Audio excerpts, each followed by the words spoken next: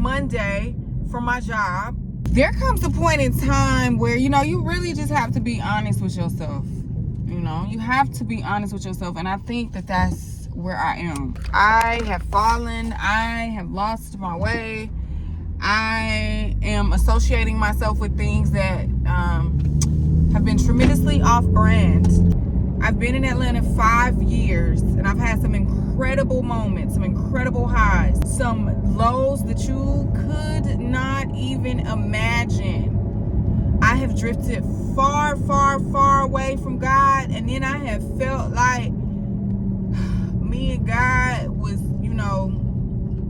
click tight. Loss, grief, triumph, joy, sadness, depression. I have had all of the things.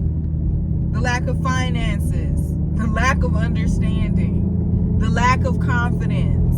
As I approach 35 and own my truth, which is I was fired Monday from my job, and my son returned after summer break on Tuesday. It is July 31st today. Rent is due tomorrow. School starts Monday. And then I begin grad school later in the month. When I think about all of that, I don't know how I'm not in the fetal position. This week, I've spent a lot of time just kind of feeling it, like I've spoken to a spiritual advisor. I don't know, guys. I don't know. And they tell us, throw the timetables out. Life is not about arriving at a set time. Cool. I get that. But I do think people that work hard have a reasonable expectation to want to be certain places. I've been in Atlanta 5 years this month. I moved to Atlanta 5 years ago. It was the beginning of July 2020 during the pandemic. I felt led here. I felt called here. I fasted. I prayed. I fasted. And this is the place that God was calling me. Or so I felt. I even prayed a fleece. God, let me know that this is where I'm supposed to be. Like make it plain and crystal clear. I remember being at a nigga house I probably shouldn't have been at, and we were watching a movie. It was a movie. Taraji P. Henson was like a sports agent or some shit. And whatever the team was, I think the prayer was, God, let me know, say it.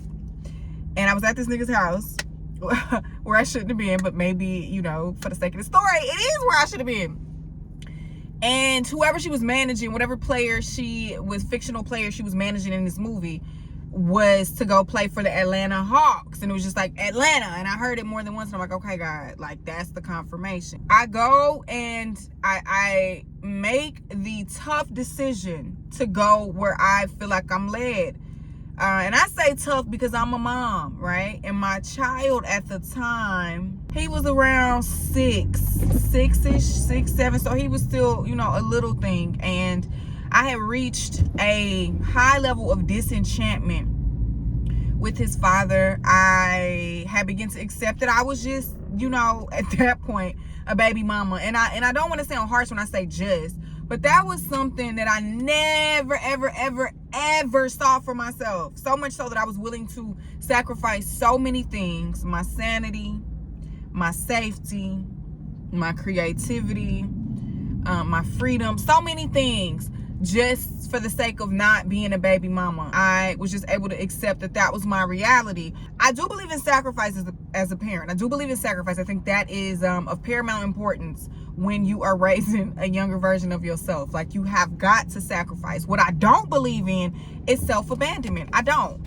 I think it is a disservice not only to yourself, but to your kids if you abandon yourself in the process of doing anything. I think, striking balance is something that is extremely challenging to do, but I think that is part of the journey. I just don't believe in self-abandonment. And so for me, part of that was knowing that I still had this strong desire to create, to be a part of the TV industry, TV and film. I decided I didn't want to be a news reporter anymore after 4 years of working for 2 CBS affiliates in Mississippi. Like, you know what? Like, I got the degree in journalism. You know, shout out to Clark Atlanta University. But I'm done. And so it was all of these things were happening. Atlanta was on my list for so many reasons. But there's the thing about Atlanta, they say it takes 5 years, right? Well, I'm in that 5th year. And when I see people, they always like to tell me, oh, girl, I'm so proud of you. You done made it. Like, I go home, I see people I know at the airport. I make it a point to go see my friends whenever I'm on like a work trip and I'm in their city. And everybody always sings my praises. And I am at this phase as I approach 35 where I'm feeling like I ain't made shit. I'm very grateful for the strides that I've made. But as I sit here as a person who is now a part of the population that is unemployed, again, you know, I just escaped this. I wasn't here too long ago. Like, I was here, and before I was there for a minute. I guess now I'm so tired that I just am practicing radical acceptance. It's just like whatever is happening, I'm not giving up. At least I don't feel like I'm giving up, but it's just like, you know what, I accept it. I accept the fuck where I am. Like, I accept it because what else can I do? And I think that radical acceptance is also a form of surrender.